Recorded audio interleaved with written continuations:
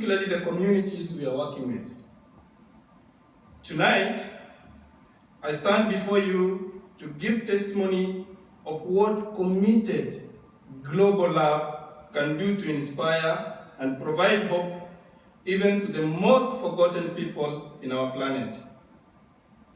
It is a calling in fulfilling our great mission in this world of leaving it better than we found it.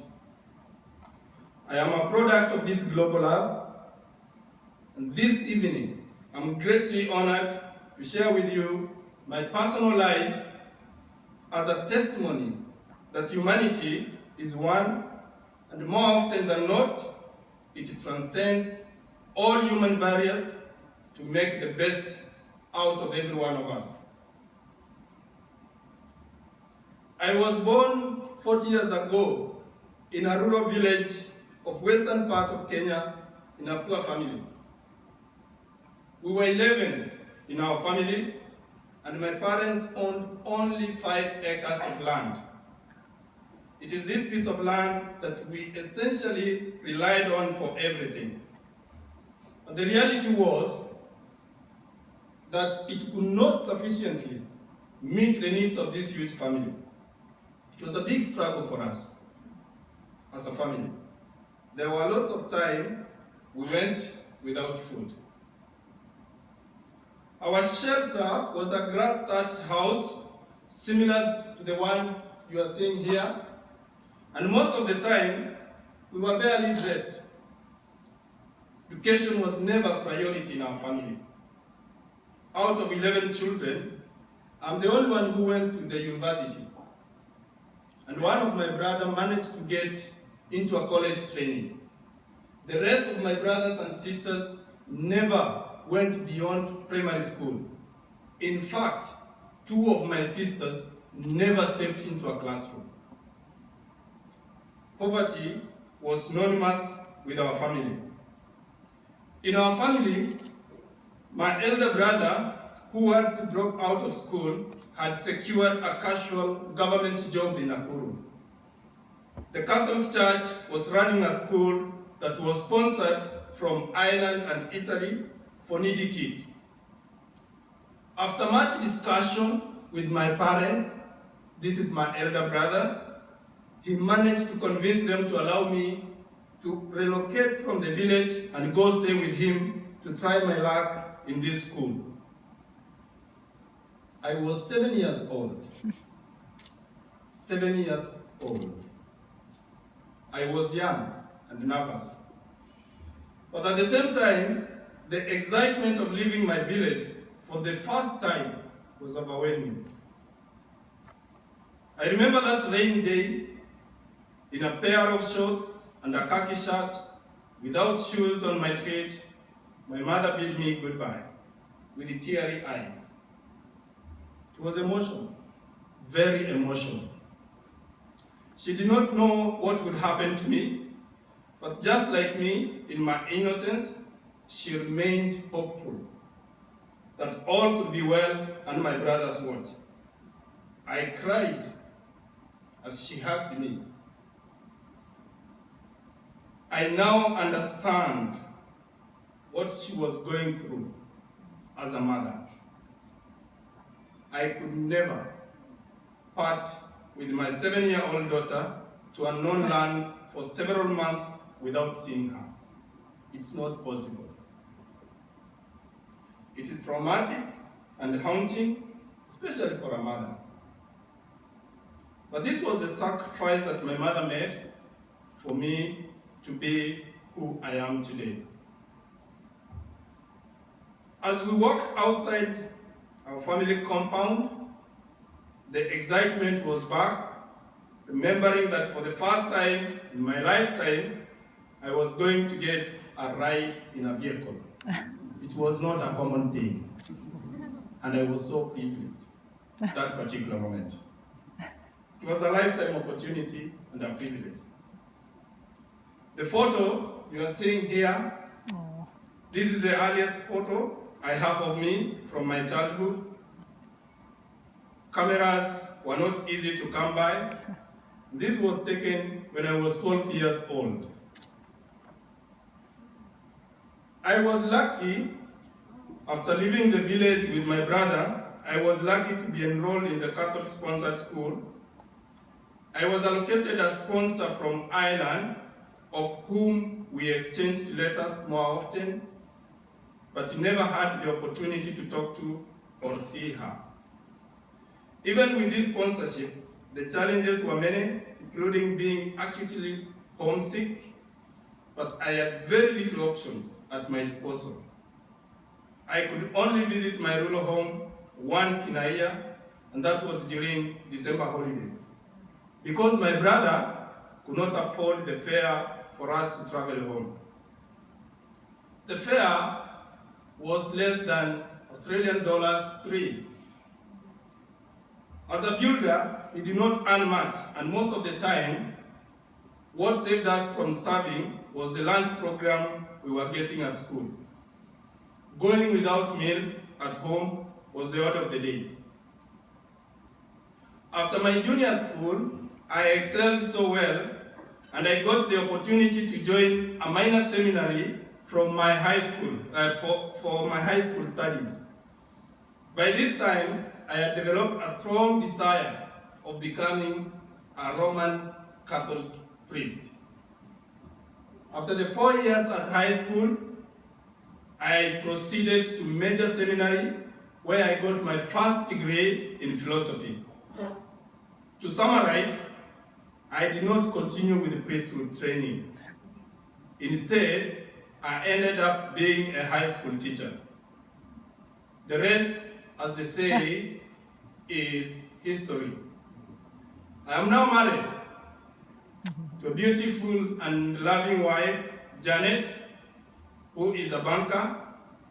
We have 3 children, Sabrina, and little Mandela.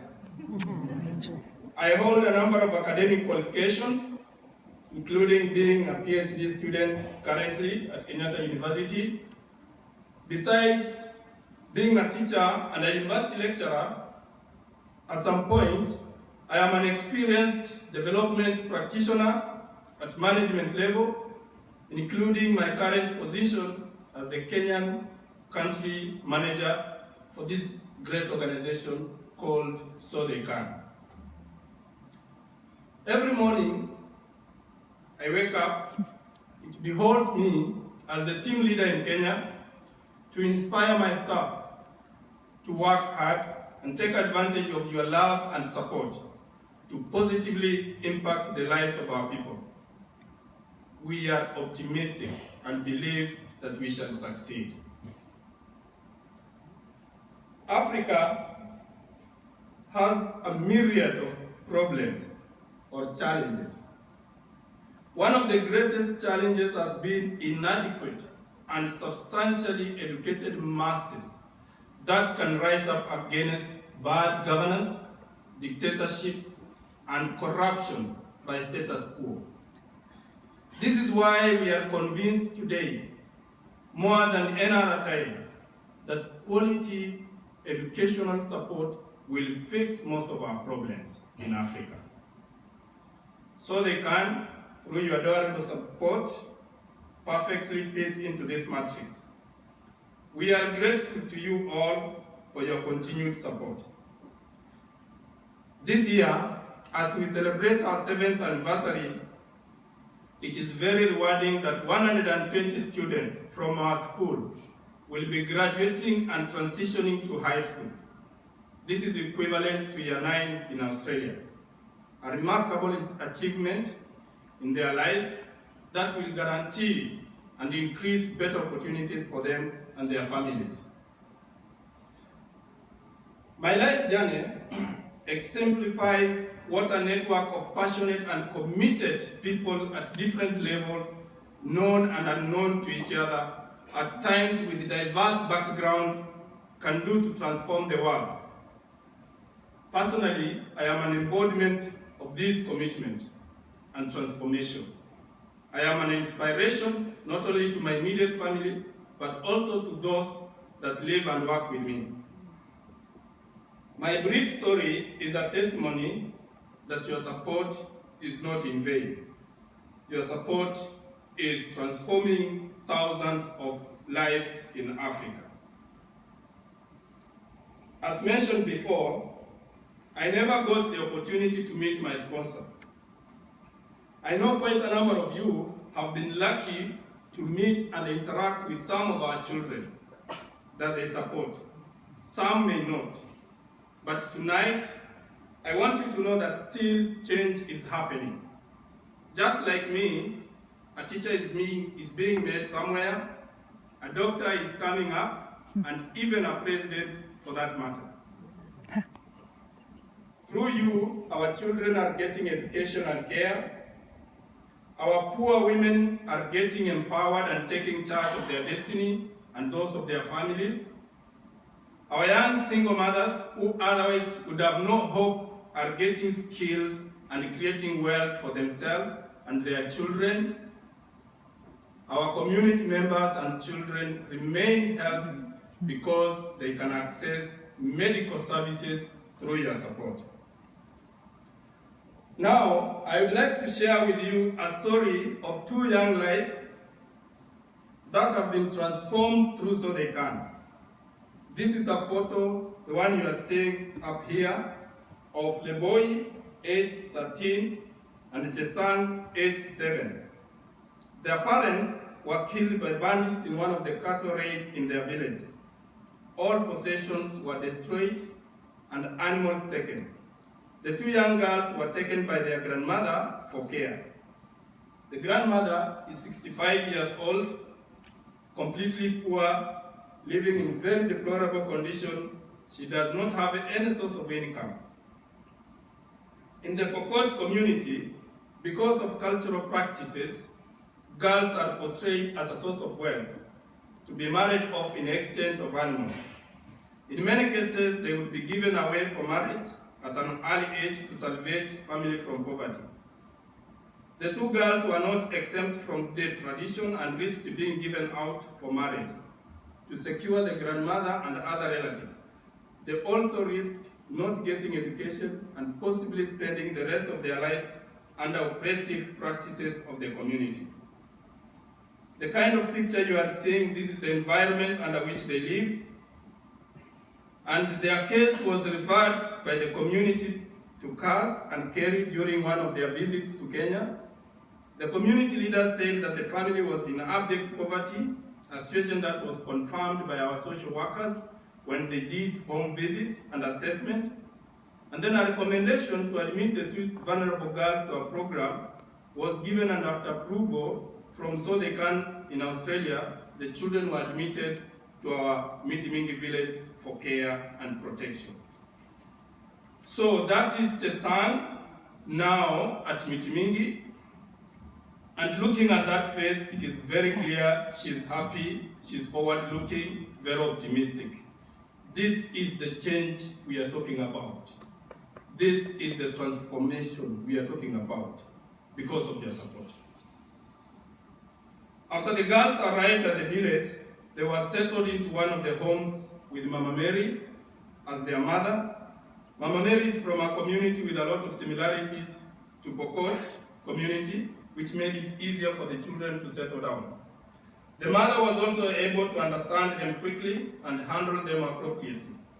The vibrant Mitimingi village community also made the girls quickly feel at home. They are now attending Aberdare Rangers Primary School and are happy, healthy, and safe. They will still keep in contact with their community to ensure they have a sense of their identity. With a quality education that will be powered by sponsorship, they can help their families and their communities break the poverty cycle. That one, with your support, we are sure. Just like Mandela used to say, the former South African president, education is the most powerful weapon we can use to change the world. I am glad that this is the ideology and philosophy that drives our organization. Once again, kindly accept our appreciation. The great people of Australia For your immense love and support, we shall forever, and for the third time I say forever, remain indebted to you. In a special way, we want to thank Southern Management, starting with our able chairman, Mr. Peter Hunt, and his team, especially Michelle. Thank you very much, Michelle. Our great CEO, Cassandra, wonderful lady. My immediate boss and country director for Kenya, Kerry. Thank you. Thank you so much for persistently arguing our case out. Your sacrifices and love will remain indelible in the hearts of many in Africa for so many generations to come. Thank you, Australia. Thank you, the great people of Trinidad. Thank you to all of you here tonight for your support. Asanteni sana.